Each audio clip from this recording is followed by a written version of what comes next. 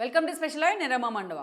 ఈ రోజు లైవ్లో భాగంగా మనం తీసుకోబోతున్న టాపిక్ ఏంటంటే వైఎస్ సునీత పోటీ కోసం ఈ రోజున బ్రదర్ అనిల్ రాయబారం చేస్తున్నారా అంటే అవునని చెప్పాలి. లేటెస్ట్గా మనం చూసినట్లయితే టీడీపీ పులివెందులు ఇన్ఛార్జిగా ఉన్న బీటెక్ రవితోని బ్రదర్ అనిల్ భేటీ కావడం జరిగింది ఎయిర్పోర్ట్లో. ఆ భేటీ చాలా కొద్దిసేపే జరిగినప్పటికీ రాష్ట్ర రాజకీయాల్లో ఈ భేటీ ఒక సంచలనం అయితే అయింది. సో ఈ క్రమంలోనే బీటెక్ రవితో పాటు అటు బ్రదర్ అనిల్ కూడా వార్తల్లోకి ఎక్కున్నారు. ఒకవైపు జగన్మోహన్ రెడ్డి దగ్గరకు తన కొడుకు వివాహానికి ఆయన ఆహ్వానించేందుకు షర్మిల స్పెషల్ చాపర్లో వెళ్తున్న క్రమంలోనే బ్రదర్ అనిల్ లాంటి వాళ్ళు ఎయిర్పోర్ట్లో ఏదైతే బీటెక్ రవితో కడప ఎయిర్పోర్ట్లో బీటెక్ రవి లాంటి వాళ్ళతో భేటీ కావడం అనేది మాత్రం చాలా సీరియస్గా హాట్ టాపిక్ అయింది. సో ఇదే సమయంలో వైఎస్ సునీతకు సంబంధించి ఆమెను ఏదైతే పూర్తి స్థాయిలో రాజకీయాల్లోకి తీసుకొచ్చేందుకు షర్మిల ప్రయత్నం చేస్తూ ఉన్నారు. దెన్ షర్మిల తరపున బ్రదర్ అనిల్ రాయబారం చేశారనే చర్చ కూడా ఉంది. సో బ్రదర్ అనిల్ రాయబారం చేస్తే డైరెక్ట్గా సునీతతోనే చేసే యాక్సెస్ వాళ్ళకు ఉంది. కానీ ఈరోజు మధ్యలో బీటెక్ రవిని తీసుకురావడం ద్వారా బీటెక్ రవి లాంటి వాళ్ళతో చర్చలు జరపడం ద్వారా బ్రదర్ అనిల్ లాంటి వాళ్ళు ఎలాంటి మెసేజ్ ఇచ్చే ప్రయత్నం చేశారన్న చర్చ కూడా జరుగుతోంది. అయితే ఈ టోటల్ ఎపిసోడ్ వెనుక ఇలాంటి ఈక్వేషన్స్ తెర మీదకి రావడం వెనుక కూడా పలు కారణాలు ఉన్నాయి. వాటన్నిటిని కూడా మనం ఇక్కడ చెప్పుకునే ప్రయత్నం చేద్దాం. ముందుగా చూసినట్లయితే ఈ రోజున షర్మిల ఎప్పుడైతే 2019 ఎన్నికల పరిణామాల తర్వాత అంతకుముందు షర్మిల రాజకీయ ప్రస్థానం మనకు తెలిసిందే. ఆమె వైఎస్ఆర్సీపీ కోసం తన అన్న జైల్లో ఉన్న క్రమంలో ఒక మహిళ అయ్యుండి 3500 కిలోమీటర్లు పాదయాత్ర చేయడం కానీ, అదేవిధంగా సమైక్యయాత్ర పేరుతోని రాష్ట్ర వ్యాప్తంగా సమైక్యాంధ్ర మూవ్మెంట్ను బస్ యాత్ర చేస్తూ లీడ్ చేసే ప్రయత్నం చేయడం కానీ, ఇవన్నీ కూడా పార్టీ కోసం ఆమె ఎన్నో కష్టాలు పడుతూ వచ్చారు.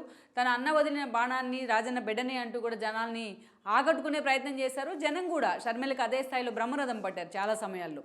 ఇక 2014లో పార్టీ ఎన్నికల ప్రచారం చేసినప్పటికీ కూడా ఆ రోజున పార్టీ ప్రతిపక్షానికే పరిమితమైంది. అయినా షర్మిల పార్టీలోని తన తల్లి తరహాలోనే భాగస్వామ్యం అవుతూనే వచ్చారు. ఇక 2019 ఎన్నికల్లో అంటే ఏదైతే వైఎస్ఆర్సీపీ తరపున ఎన్నికల ప్రచారంలో షర్మిల ప్రచారం ఒక్కతే ఒక ఎత్తు అనుకోవాలి. మంగళగిరి నుంచి ఆమె ప్రచారాన్ని స్టార్ట్ చేయడంతో పాటు bye bye Lokesh bye bye Babu అంటే ఆమె చేసిన ప్రచారం కూడా జనాలకు ఆ స్థాయిలో జనంలోకి చొచ్చుకొని వెళ్ళింది. రాష్ట్ర వ్యాప్తంగా జగన్మోహన్ రెడ్డి 151 సీట్లతో గెలిచి సీఎం అయ్యారంటే ఆయన సీఎం కుర్చీలో భాగస్వామ్యం షర్మిలకు కూడా ఉందని మనం చెప్పుకోవాలి. ఇక ఎప్పుడైతే జగన్మోహన్ రెడ్డి సీఎం అయ్యారో అప్పటి నుంచి కూడా షర్మిలతోని విభేదాలు అయితే మొదలవుతూ వచ్చాయి. అంతకుముందు షర్మిలకి ఎన్నోసార్లు ప్రత్యక్ష ఎన్నికల్లో టికెట్ ఇస్తారని ప్రచారం జరిగినా ఆ దిశగా జగన్మోహన్ రెడ్డి ఫోకస్ పెట్టలేదు. పార్టీ అధికారంలోకి వచ్చి తాను సీఎం అయిన తర్వాత రాజ్యసభ టికెట్ ఇస్తారనే ప్రచారం జరిగినా ఆ దిశగా ఎలాంటి వర్కౌట్ కూడా చేయలేదు. సో ఇలాంటి క్రమంలోనే షర్మిల ఆస్తుల గొడవ పేరుతో అన్నతో విభేదాల పేరుతో ఆయనతోని బయటికి రావడం జరిగింది. సో బయటకు వచ్చామా ఏపీలో పార్టీని ఎస్టాబ్లిష్ చేయకుండా తెలంగాణలో పార్టీ పెట్టారు. తెలంగాణలో దాదాపు 3 ఏళ్ల పాటు పాదయాత్ర రూపంలోనో ప్రజా సమస్యల రూపంలోనో ఏదో ఒక సీక్వెన్స్లో ఆమె బీఆర్ఎస్ను టార్గెట్ చేస్తూ వార్తల్లోకి ఎక్కారు. అటు బీఆర్ఎస్కి కూడా సాఫ్ట్ టార్గెట్ అవుతూ వచ్చారు. తీరా ఎన్నికల సమయానికి పాలేరు లాంటి చోట పోటీ చేస్తానని ప్రకటించినప్పటికీ తనకున్న ఓటర్ల సంఖ్య కానీ ఆ 3.5 ఏళ్ళు తను లైమ్లైట్లో ఉంటూ వచ్చారు. కానీ పార్టీని సరైన దిశగా కోపప్ చేయలేకపోయారు. అసలు తెలంగాణ రాజకీయాల్లో ఆ వాక్యూమ్ లేదని అనుకోవాలి. సో అలాంటి సిచ్యువేషన్లో షర్మిల కాంగ్రెస్ అలయన్స్కి వెళ్ళున్నారు. అయితే కాంగ్రెస్లో ఆమె పార్టీని విలీనం చేసినట్లయితే అలయన్స్ కాకుండా తెలంగాణలో ఆమెకు కీలక బాధ్యతలు ఇస్తారని చర్చ జరిగినప్పటికీ బట్ పార్టీలో మరో పవర్ సెంటర్ రాక ఇష్టం లేకపోవడం కారణంగానే రేవంత్ రెడ్డి లాంటి వాళ్ళు దాన్ని అడ్డుకున్నారనే ప్రచారం కూడా జరిగింది. ఇక ఏపీ ఎన్నికల కోసమే ఆమె వెయిట్ చేస్తూ వచ్చారు. తెలంగాణ ఎన్నికల్లో ఒక పాజిటివ్ రిజల్ట్ వచ్చిన తర్వాత ఈరోజున కాంగ్రెస్ హైకమాండ్ చాలా సీరియస్గా ఏపీ పాలిటిక్స్ మీద కూడా ఫోకస్ పెట్టింది. దానిలో భాగంగానే షర్మిల కూడా పూర్తి స్థాయిలో ఆమె పార్టీని విలీనం చేసుకునేందుకు రాహుల్ అనుకో కూడా అంగీకరించారు. లేటెస్ట్గా ఆమె కాంగ్రెస్ హైకమాండ్ పెద్దలతో కూడా కలిసి ఉన్నారు. అఫిషియల్గా కాంగ్రెస్ జెండా కప్పుకున్నారు. రేపో మాపు తన పార్టీని కూడా పూర్తి స్థాయిలో దాంట్లో విలీనం చేస్తానని ఒక కీలక ప్రకటన కూడా చేస్తున్నారు. తన భర్త బ్రదర్ అనిల్తో పాటు వెళ్ళి ఆమె ఈ ప్రోగ్రాం మొత్తాన్ని కూడా ఇనిషియేట్ చేశారు. మరోవైపు చూసినట్లయితే అటు ఏదైతే కమ్మ సామాజిక వర్గానికి చెందిన అట్లూరి ప్రియాతోని ఈ రోజున తన కొడుకు రాజారెడ్డికి కూడా వివాహం కూడా నిర్ణయించారు ఆవిడ. సో ఏదైతే పూర్తి స్థాయిలో ఫిబ్రవరి 17న వాళ్ళ పెళ్లి కూడా జరగబోతోంది. ఈ లోపల నిశ్చితార్థం కూడా జరగబోతోంది జనవరి 18న. సో ఈ ప్రోగ్రామ్స్ అన్నిటికీ కూడా ఇడుపులపై వెళ్ళి ఆమె అక్కడ శుభలేఖ పెట్టి తన తండ్రి సమాధి వద్ద నివాళులు అర్పించారు. ఆయన ఆశీర్వాదం తీసుకున్నామని కూడా ప్రకటన చేశారు. అక్కడి నుంచి డైరెక్ట్గా షర్మిల జగన్మోహన్ రెడ్డి దగ్గరికి వెళ్ళడం జరిగింది. ఇన్ని రోజులు తమ మధ్య ఉన్న గ్యాప్కి ఏదైతే చెక్ పెట్టేలా కేవలం తన కొడుకు వివాహానికి తన సొంత అన్న కాబట్టి ఆయన పిలవడానికి మాత్రమే షర్మిల వెళ్ళారన్న కొన్ని వాదనలు అయితే వినిపించాయి. సో ఆ క్రమంలోనే ఇక అటు నుంచి అటు జగన్మోహన్ రెడ్డి కేసీఆర్ దగ్గరికి కూడా వచ్చున్నారు. అండ్ దెన్ తన తల్లి విజయమ్మతో కూడా భేటీ అయి ఉన్నారు. సో ఈ జగన్మోహన్ రెడ్డితో ఉన్న ఒక బంధాన్ని ఈ రోజున షర్మిల అటు అన్నా చెల్లెల సంబంధంగా చూస్తూనే ఇటు రాజకీయంగా కూడా తమ దారులు వేరే అని ఒక మెసేజ్ ఇచ్చే ప్రయత్నం చేస్తున్నారు. ఒకవైపు అన్నతో భేటీ అయిన అదే రోజు సాయంత్రం వెళ్ళి ఆమె కాంగ్రెస్ జెండా కప్పుకోవడం కానీ, కాంగ్రెస్ ఆమెని ఏదైతే ఏపీ చీఫ్గా షర్మిలను ఇంప్లాంట్ చేయాలని ఆలోచించడం మనకు తెలిసిందే. సో ఈ క్రమంలోనే అటు సుబ్బారెడ్డి లాంటి వాళ్ళతోని, ఇటు తన తల్లి విజయమ్మ లాంటి వాళ్ళతో జగన్మోహన్ రెడ్డి చేసిన ప్రయత్నాలు కూడా వృధాగా మిగులుతూ వస్తున్నాయి. సో ఇదంతా ఒక ఎత్తు అయితే, ఈ రోజున షర్మిల ఎప్పుడైతే ఏపీ పీసీసీ చీఫ్ అవుతుందనే వార్తలు వచ్చాయో, జగన్మోహన్ రెడ్డి మీద తిరుగుబాటు జెండా ఎగరేసిన ఆర్కే లాంటి వాళ్ళు ఈరోజు షర్మిల వెంటే తమ పైనమని కూడా ప్రకటించారు. సో ఇక దాంతోపాటు మల్లాది విష్ణు లాంటి వాళ్ళు కూడా ఈరోజు షర్మిలతో సెయిల్ అయ్యేందుకే సిద్ధంగా ఉన్నారు. ఆ దిశగా వాళ్ళు గతంలో వాళ్ళు కాంగ్రెసే కాబట్టి వాళ్ళు కొత్తగా ఉండదు కాంగ్రెస్ పార్టీ, బట్ ఇక్కడ షర్మిల వెంట నడుస్తున్నామంటూ కూడా అనేక కీలక ప్రకటనలు చేస్తూ వస్తున్నారు. ఇంకా మరికొంతమంది నేతలు కూడా ఇదే బాటలో ఉన్నారన్న చర్చ కూడా జరుగుతోంది ఈ రోజున. సో ఇలాంటి సిచ్యువేషన్లో ఈ రోజున ఒకవైపు చూసినట్లయితే షర్మిలకి రేపో మాపో అధికారికంగా ఒక అధికారిక బాధ్యతలు అయితే కాంగ్రెస్ పార్టీ ఇవ్వబోతోంది. మరోవైపు జగన్మోహన్ రెడ్డి ఆమెతో సంప్రదింపులు జరిపి ఆమెను ఎలాగైనా కట్టడి చేసేందుకు ఇప్పటిదాకా ప్రయత్నాలు చేసినా ఆ ప్రయత్నాలు ఏవి వర్కౌట్ కాలేదు. ఇక తాజాగా చూస్తే ఇలాంటి ఒక క్రూషియల్ పీరియడ్లోనే బ్రదర్ అనిల్ బీటెక్ రవితో కూడా భేటీ అయ్యి ఉన్నారు. సో ఈ భేటీ వెనక చర్చ ఏంటి, అసలు సంగతి ఏంటి అనే కొన్ని ఊహాగానాలు తెర మీదకి వచ్చినా బీటెక్ రవి లాంటి వాళ్ళు జస్ట్ షర్మిలాని జగన్మోహన్ రెడ్డి సంబంధాలను మాత్రమే మాతో మాట్లాడారని ఆయన తప్పించుకునే ప్రయత్నం చేశారు. కానీ ఇక్కడ విషయం ఏంటంటే వైఎస్ సునీత వివేకానంద రెడ్డి బిడ్డావిడి.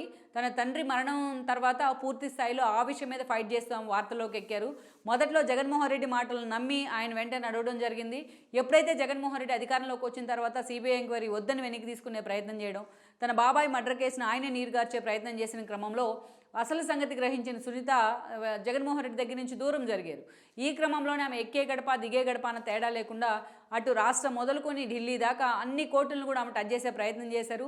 తన తండ్రికి ఎలాగైనా న్యాయం జరగాలంటూ కూడా ఆమె చేసిన పోరాటం మాత్రం పూర్తి స్థాయిలో పీక్స్లోకి వెళ్ళింది. ఒక దశలో అవినాష్ రెడ్డిని అరెస్ట్ చేసేందుకు సిబిఐ వచ్చి అరెస్ట్ చేసినట్టు చూపించి ఆయన్ని మళ్ళా బెయిల్ ఇచ్చిన పరిస్థితి, భాస్కర్ రెడ్డి లాంటి వాళ్ళని అరెస్ట్ చేసిన పరిస్థితి, తాడేపల్లికి కూడా ఈ సెగలు తగిలాయి. జగన్మోహన్ రెడ్డి పీఆర్ఓ మొదలుకొని ఏదైతే భారతీయ పీఏ వరకు అందరినీ కూడా ఆ రోజున సిబిఐ కూడా విచారించిన పరిస్థితి. సో ఆ స్థాయిలో ఈ రోజున సునీత ఫైట్ చేసింది. ఆమె చేసిన పోరాటాన్ని కూడా అటు చంద్రబాబు నాయుడు కానీ పవన్ కళ్యాణ్ కానీ ఎన్నోసార్లు మెచ్చుకుంటూ వచ్చారు బహిరంగ సభల్లో కూడా. ఈ క్రమంలోనే టీడీపీ నుంచి సునీత కడప ఎంపీగా పోటీ చేసే వాతావరణం ఉందనే వార్తలు వచ్చాయి. ఆ దిశగా ప్రచారము జరిగింది. ఇటీవల బీటెక్ రవిని ఎప్పుడో కేసులో అరెస్ట్ చేసిన క్రమంలో కూడా పోలీసులు అలాంటి క్వశ్చనే చేశారు ఆయన్ని. సునీత నిజంగా టీడీపీ వైపు వస్తుందా, ఆమెకు ఏ టికెట్ ఇవ్వబోతున్నారంటూ కూడా ఆయన ప్రెజర్ ఇచ్చే ప్రయత్నం కూడా జరిగిందని ఆయనే స్వయంగా మీడియా ముందు చెప్పడం జరిగింది. సో ఇలాంటి సిచ్యువేషన్లో ఈ రోజున ఎన్నికల నాటికి ఎలాగైనా సునీతని తీసుకొచ్చి వైఎస్ సునీతని ఆమెను జనసేన టీడీపీ ఉమ్మడి అభ్యర్థిగా కడప నుంచి నిలబెట్టాలనే ఆలోచన చంద్రబాబు నాయుడు చేస్తూ వచ్చారు. ఆ దిశగా ఆయన కొన్ని ప్రయత్నాలు కూడా చేశారు. బీటెక్ రవి లాంటి వాళ్ళే ఈ ఎపిసోడ్ని ఇనిషియేట్ చేసే ప్రయత్నం చేశారనే చర్చ జరిగింది. ఈరోజు కడప ఎంపీగా సునీత లాంటి ఒక వ్యక్తి నుంచున్నట్లయితే టీడీపీ అండ్ జనసేన ఉమ్మడి అభ్యర్థిగా ఈరోజు అవినాష్ రెడ్డి విషయం మాత్రం చాలా, ఎందుకంటే ఈరోజు వివేకానంద రెడ్డి విషయంలో ఒక సెంటిమెంట్ ఉంది, ఆయన చనిపోయిన సెంటిమెంట్, అండ్ దెన్ ఆయన కోసం ఆయన కూతురు ఫైట్ చేసిన ఒక స్పిరిట్ అయితే జనంలో ఉంది. సో ఆ ఫ్యామిలీ మీద సానుభూతి ఉంది. ఈరోజు అవినాష్ రెడ్డి మీద అదే స్థాయిలో కోపం ఉంది. ఆయన్ని కాపాడుకుంటూ వస్తున్న జగన్మోహన్ రెడ్డి మీద అదే స్థాయిలో కడపలో ఆగ్రహం ఉంది. అది మొన్న పట్టభద్రుల ఎమ్మెల్సీ ఎన్నికల్లో కూడా స్పష్టంగా అర్థమైంది జనాలకు కూడా. సో ఇలాంటి సిచ్యువేషన్లో ఈ రోజున సునీత లాంటి ఒక వ్యక్తి ఎంపీగా పోటీ చేస్తే అవినాష్ రెడ్డి ఈజీగా ఓడిపోతారనే సర్వేలు కూడా జగన్మోహన్ రెడ్డి చేయించుకున్న సర్వేల్లో ఆ రిపోర్ట్లు కూడా వస్తూ ఉన్నాయి.